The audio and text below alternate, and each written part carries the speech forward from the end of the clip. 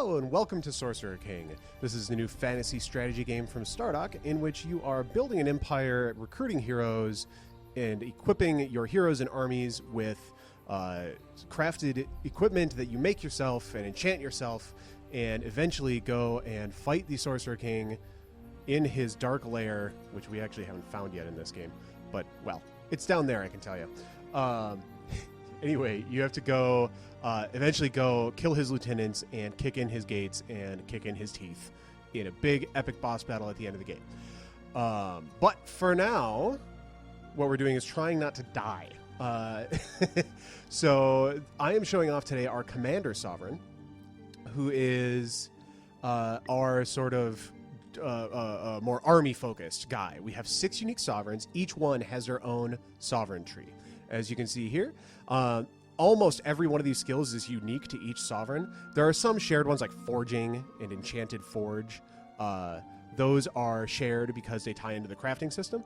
But most of these are totally unique, like War Horses. Nobody else gets War Horses, right? Knights. Knights are a unique unit that the commander can recruit. Nobody else gets Knights, right? So we can see here, I've been playing this game for a while. I've unlocked a whole bunch of his skills, but even this relatively late game save here, I am not maxing it out. Now, on huge maps, you probably could, but this is not a huge map. So, but we are getting ready to take the fight to the Sorcerer King. Unfortunately, he has decided to take the fight to us first. So, one of the things he's doing, he's blowing up this shard. The shard is actually almost dead, which is a problem, because that's going to increase the Doomsday counter and make the Sorcerer King more powerful.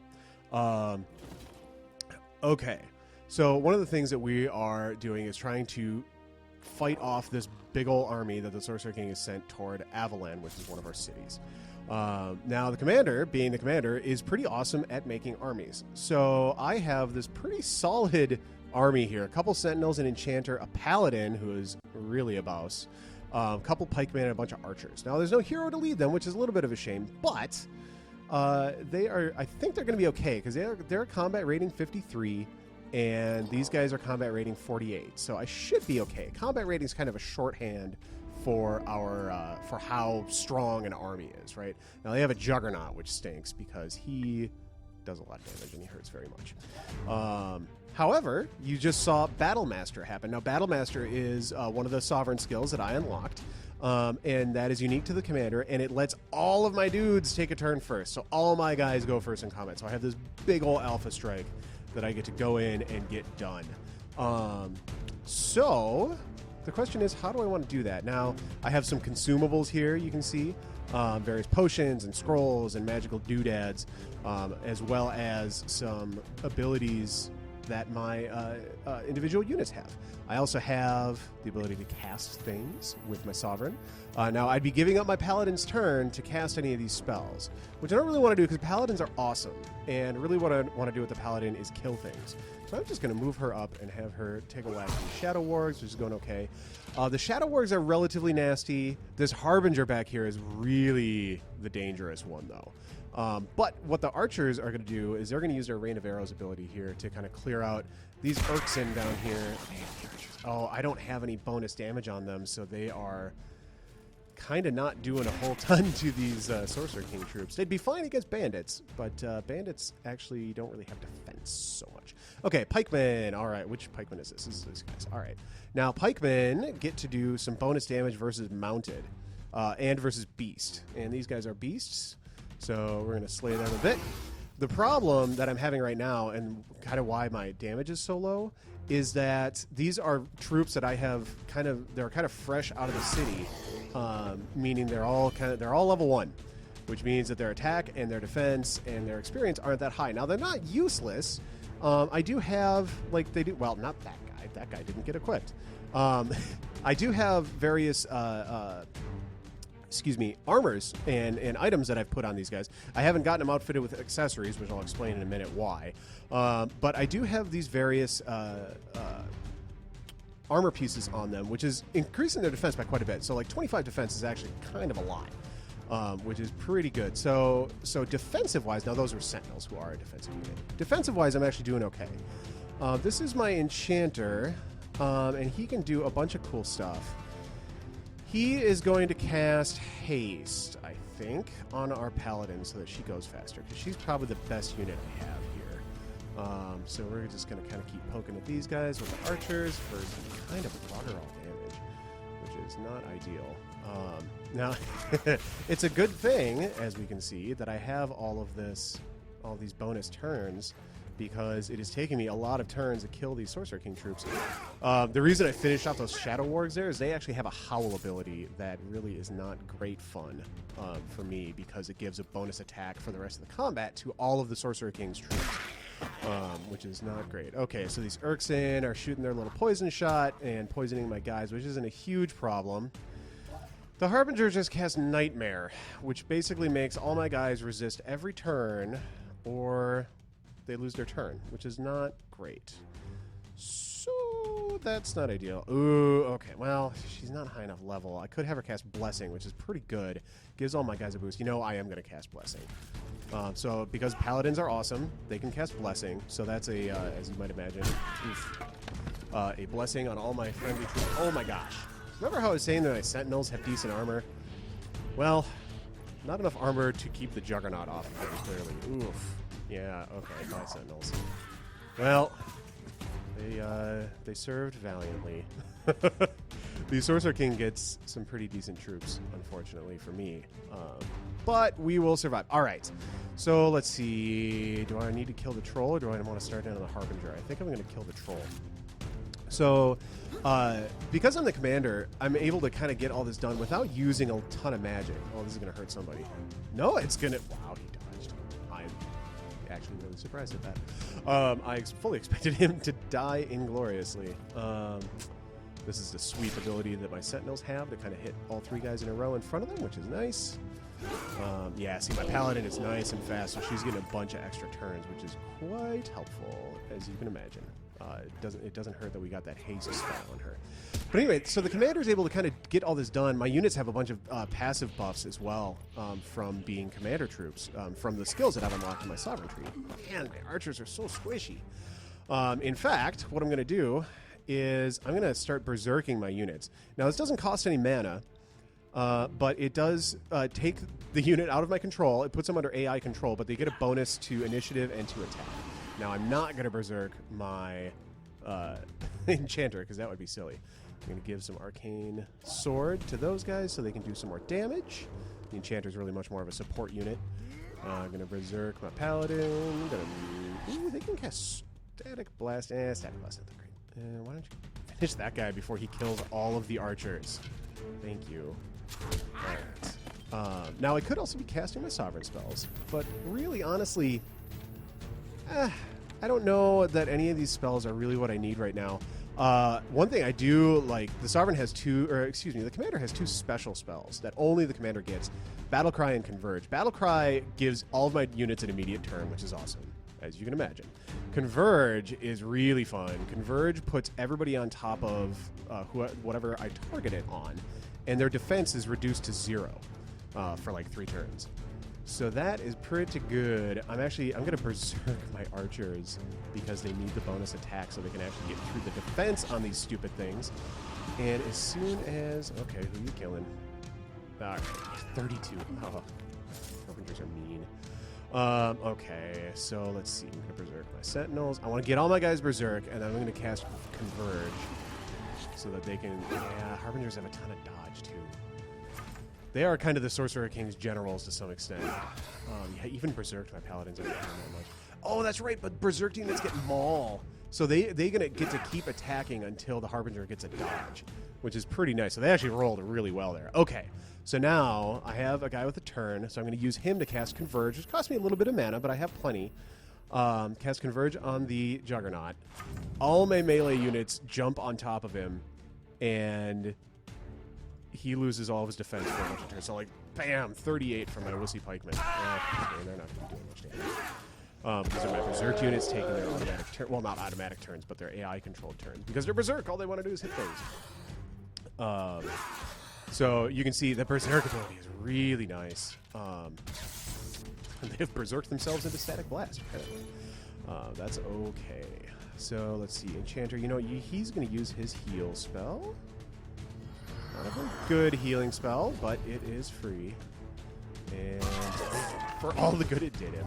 Yeah, Harbingers are not my friend, unfortunately. All right. Paladin got it taken care of. Okay, so we've won the battle. We lost a couple units, but it's not totally the end of the world. They were kind of fresh out of the city, so it's not like we lost these big, awesome, experienced units. But we got rid of this big old Sorcerer King army that was giving me some grief. Now, these are some smaller armies that are attacking. These are actually going to die because my outpost does damage to them every turn while they're in my zone of control. And these Darklings... Oh, my. Never mind. I just saw Darklings on the map and thought, okay, that's not going to be a problem. No, it's Darklings and 2 Juggernauts. That is a much larger problem. The other problem that I have... Oh, he must have retreated. I earlier had a Sorcerer King Lieutenant down here, which is not ideal. But what I actually want to do in that case... Do I have Cloud Walk yet? If I have Cloud Walk, I can cast that, and that would be handy. I don't. Well... What the heck am I doing then anyway without Cloud Walk? What I want to do is I want to use my other army to show off the other kind of side of the... okay, you're at 50. You can attack. I'm just going to auto-resolve this, see how it goes. Possibly well. Hey, all right. Yeah, lost some more... Oof, lost a bunch of units. Well, my Paladin and my Pikemen that survived got a ton of XP, though, and I got a ton of crafting ingredients. So that's actually not too bad. But they now need to retreat back up to Attica, which is my capital, so that they can hang out until they can get some reinforcements. I actually do have a couple pikemen in here, but they're not enchanted, which means they're going to have a hard time. All right, I need to set my cities to produce things. I'm actually just going to set them here. You are going to make a new sentinel in 12 freaking turns because they're expensive and Attica doesn't have that much production, which is my fault. I apologize. But what I actually want to do is use Varda. Now, this is Varda the Slayer. She is the hero that the commander starts with. Now, every sovereign can recruit other heroes through various means, through allying with rivals or through finding them on the map or through skills on the sovereign tree. But everybody starts with one, and Varda is who I start with here. And she is awesome. And she is super awesome in this game because I have spent, like, all of my resources on getting her awesome equipment that is also enchanted. So she's got, like, a bunch of experience bonus, which is why she's, like, level 1,000,000 or 11, whatever, 11's like 1,000,000. And, like, this enchanted Phoenix shield is, like, this awesome shield that I found and then enchanted with some extra bonus stuff. Like, so I've spent a ton of resources on making Varda awesome. And so what I'm going to do is I'm going to tell the Paradins to go get bent. Your presence is ranker than normal, Paradinians. So we have done that. So they are now fully against us. We're just going to declare war. So now we're at war. These are our rivals. And so they're never going to be able to fight the Sorcerer King on their own, but you can either ally with them or you can attack them if you feel like you can take them on. And attacking them can be pretty worthwhile because they usually have a really nice city or a really nice city site and some resources you see here. He's got a bunch of metal and a shard, and shards are super important in our game, of course. But what happens is that you actually fight them and you fight their hero as well in the battle, which is pretty cool. So he's got this stack here. Varda gets an extra turn. She's going to get another turn on top of that. Just to kind of show you what Varda does. She has a skill called Last Stand. Last Stand... I love Varda. She just kills everyone. Last Stand gives her a ton of extra stats when she's alone. Now, being alone, it can be a problem because I don't have extra turns to cast sovereign spells and things like that with. On the other hand, Varda don't care. She is just going to kill everybody because she's got a super high initiative and a ton of attack, and she's equipped and enchanted up the gills, which is why she's doing so much damage. She's got a fire breath ability that does a jillion damage, 120. I mean, she's so strong, and she's that strong because she's able to get that last stand, and because I've spent so many resources on making her that awesome. Now, she's not necessarily awesome enough to go take on the Sorcerer King herself, but she is awesome enough to take on the Paradinians. And so I fought Z the Archon is he's their hero, and they have, and every miner, if you take them on, if you declare war and you blow them up, you actually get a unique item. And this Archon breastplate, you can't get it any other way in the game, and it's plus 16 defense, which is effectively a Jillian defense. And it's also +1 defense for every shard that you own, which in a large, on a large map, you can get 20 shards. I mean, that's a ton of shards. That's a ton of defense. It's just an awesome, awesome item. There's other ones. Yeah, see, now we got this land that's there that I can settle, that I can hook up the shard, get a ton of resources, get a really nice city site here. So it can really be worth it, even though you get a ton of bonuses for allying with your rivals. You also get a ton of bonuses for killing them. So yeah, so that's just kind of a little taste of how the commander can play. Our various sovereigns can play very, very differently. Like I said, this is, even the commander can play very differently. You certainly don't have to build Varda around Last Stand and taking on everything herself. You can build her to be more of a leader of heroes. You can spend your it's really much more about how you spend your resources, right? If I wanted to spend my resources enchanting and crafting items for my army, I would have a much different looking game, right? So like my paladin, if I go here, these accessories are not free to make. You have to find the stuff to make them. You have to spend the mana to enchant them, all that kind of stuff. A lot of accessories actually cost mana to make in the first place. And so it's really about where you want to spend those resources and what you want to boost. Now, this paladin's already pretty awesome, but trust me when I tell you that this single unit with that many more resources dumped in here and here and here and here is going to be that much better. Hugely better. You saw what Varda can do. And she's probably an extreme case, but armies, units, they can get not maybe that extreme, but pretty extreme. Extreme in a Ninja Turtle sense, more so than extreme in a, there's that lieutenant. I was going to go fight him. Well, I fought the Paradinians instead, and that's pretty cool too. I would say rather than a Ninja Turtle sense, maybe extreme in like a X-Men the cartoon sense. We'll go with that. All right. So anyway, so that's a taste of what the commander could do. I hope you enjoyed that, and we'll be back with some more Sorcerer King at some point on the YouTubes, as it were. Sorcerer King available now on Steam. You can hook it up there, or through Stardock directly, or through the digital distribution portal of your choice. And we hope you enjoy the game. And that's all I got for you today. Thanks for watching. Bye.